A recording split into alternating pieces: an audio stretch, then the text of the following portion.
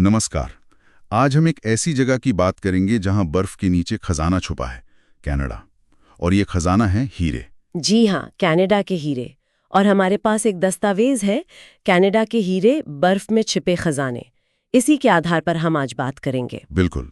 तो समझेंगे कि ये हीरे कैसे मिले, कहाँ मिले, कैसे निकलते हैं और इनका क्या असर है। और ये कहानी थोड़ी हैरान करने वाली है, क्योंकि पहले कोई सोचता भी नहीं था कि कनाडा में हीरे मिल सकते हैं। मतलब भूवैज्ञानिक तौर पर लगता नहीं था कि ऐसा मुमकिन है। हाँ, मैंने भी सुना है। तो फिर ये सोच बदली कैसे? ये 1980 के दशक की बात है। कुछ जिद्दी भूवैज्ञानिक थे। उन्होंने वहां पायरोप, गार्नेट और क्रोमाइट जैसे कुछ खास खनिज ढूंढे। अच्छा। हाँ, और ये होते हैं इंडिकेटर मिनरल्स, मतलब सूचक खनिज। ये इशारा करते हैं कि आसपास किम्बरलाइट पाइप्स हो सकते हैं। Kimberlite pipes. ओ, मतलब वो ज्वालामुखी वाले रास्ते जिनसे हीरे जमीन के नीचे से ऊपर तक आते हैं। बिल्कुल सही पकड़ा आपने। और इन्हीं इशारों के पीछे लगे रहे चक फिप्के और स्टुअर्ट ब्लूसन। और फिर 1991 में उन्हें मिली पहली बड़ी कामयाबी। वही जो आज एकाटी खदान है। जी हाँ, वही काटी माइन। इसने एकदम से माहौल बदल दिया। ये साबित हो गया कि कनाडा में हीरे हैं। एकाटी तो समझिए कि बस शुरुआत थी। ये खदान 1998 में शुरू हुई थी, है ना? हाँ, आर्कटिक सर्कल के पास। हाँ, और यहाँ ओपन पिट और अंडरग्राउंड दोनों तरह से माइनिंग होती है। उत्पादन भी काफी है, साल का करीब 70 लाख कैरेट के आसपास। बाप रे। और फिर डायाविक भी तो है, वो 2003 में शुरू हुई। बिल्कुल। डायाविक वो लियो टिंटो और डोमिनियन की पार्टनरशिप है।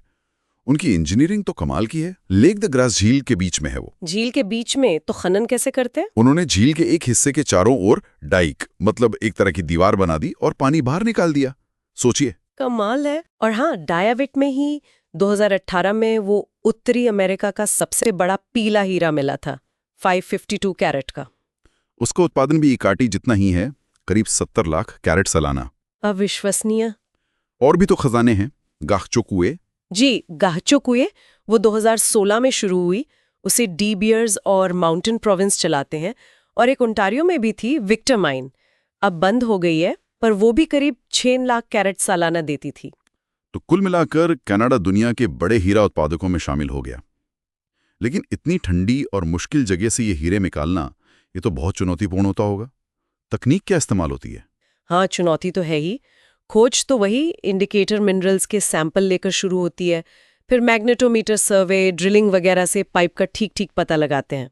और निकालने के लिए, जैसे डायविक में झील का पानी हटाया। हाँ, वो एक तरीका है। फिर जब अयस्क, मतलब वो पत्थर जिसमें हीरे होते हैं, वो मिल जाता है, तो उसे बड़े बड़े क्रशर में डालकर तोड़ा जाता है। अच्छा, पत्थर टूट गया, फिर उसमें से हीरे कैसे छांटते हैं? वो तो बहुत छोटे होते होंगे। यहीं पर आती है मजेदार टेक्नोलॉजी। एक तरीका है ग्रीस टेबल्स का। Grease tables? हाँ, होता यह है कि हीरे पानी से बचते हैं और ग्रीस से चिपक जाते हैं। तो अयस्क को पानी के साथ ग्रीस लगी हुई टेबल पर से गुजारा जाता है। हीरे चिपक जाते हैं, बाकी पत्थर बह जाते हैं। वाह, ये तो बड़ा सरल और स्मार्ट तरीका लगा। और इसके बाद एक्सरे सॉर्टर्स भी यूज होते हैं।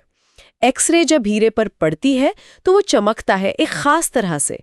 मशीन ये चमक पहचान लेती है और हवा के झोंके से हीरे को अलग कर देती है। कमाल की तकनीक है। लेकिन इतने बड़े पैमाने पर खनन हो रहा है, आर्कटिक जैसे नाजुक इलाके में पर्यावरण और वहां रहने वाले लोगों पर क्या असर पड़ता है? ये एक बहुत अहम सवाल है।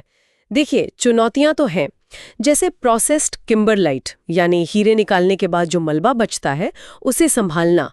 अगर ठीक से ना रखा जाए तो उससे रिसाव होकर टुंड्रा और पानी में रहने वाले जीवों को नुकसान पहुंच सकता है। और एसिड माइन ड्रेनेज का भी खतरा होता है शायद। जी हाँ, एसिड माइन ड्रेनेज मतलब खदान से निकलने वाला पानी एसिडिक हो सकता है, जो खतरनाक है।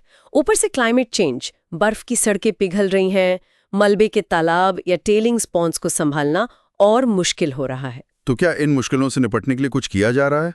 हाँ, कोशिशें तो हो रही हैं। इकाटी और डायाविक जैसी खदानें कह रही हैं कि वो 2030 तक कार्बन न्यूट्रल हो जाएंगी।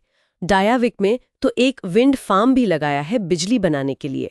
और स्थानीय समुदाय, वहां तो इंडिजिनस लोग रहते हैं। बिल्कुल। डेने और मेटी समुदाय, उनके साथ बाकायदा सामाजिक आर्थिक समझौते या CEAs किए गए हैं। इनमें शिक्षा, रोजगार, बिजनेस को बढ़ावा देने जैसी बातें शामिल हैं। ये अच्छी बात है।